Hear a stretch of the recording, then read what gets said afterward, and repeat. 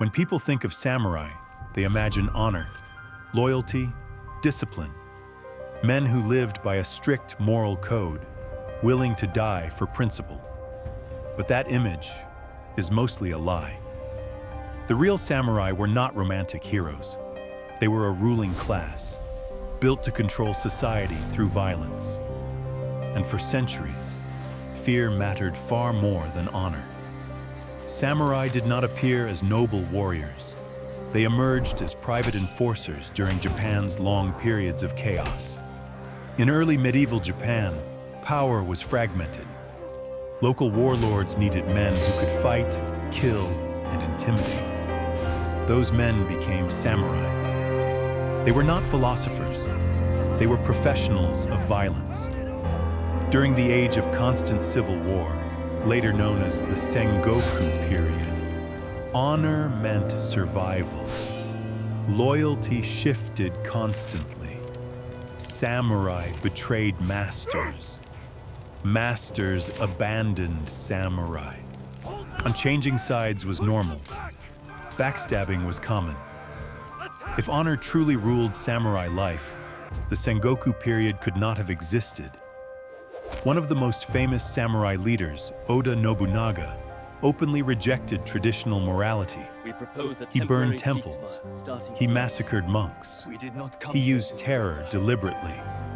Nobunaga didn't believe fear was shameful. He believed fear was efficient, and it worked.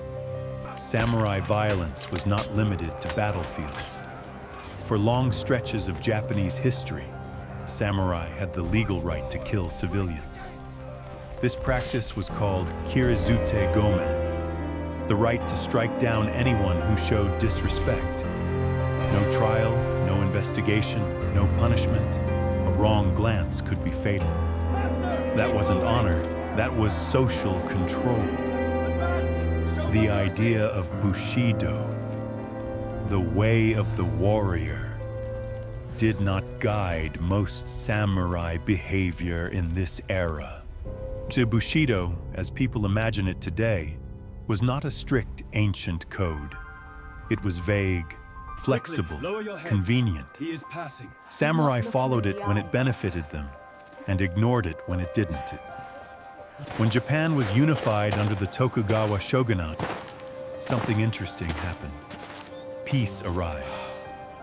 And suddenly, samurai had no wars to fight. A warrior class without war is dangerous. So the Tokugawa state turned samurai into administrators, police, and tax enforcers.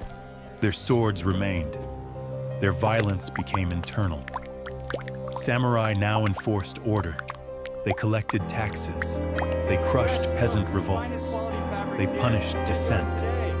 They were no longer heroes of battle. They were the backbone of authoritarian stability. Fear replaced warfare. Ironically, this is when the myth of samurai honor truly began. With no wars to fight, samurai writers started romanticizing the past. Bushido texts multiplied. Honor was refined. Death before shame became poetic. The myth grew stronger as reality faded.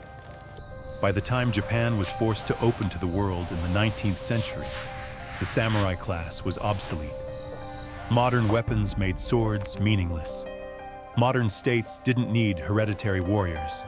Samurai resisted change, then lost. The class was abolished, but the myth survived.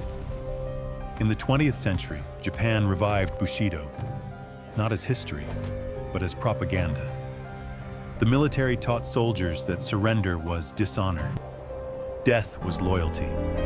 Obedience was virtue.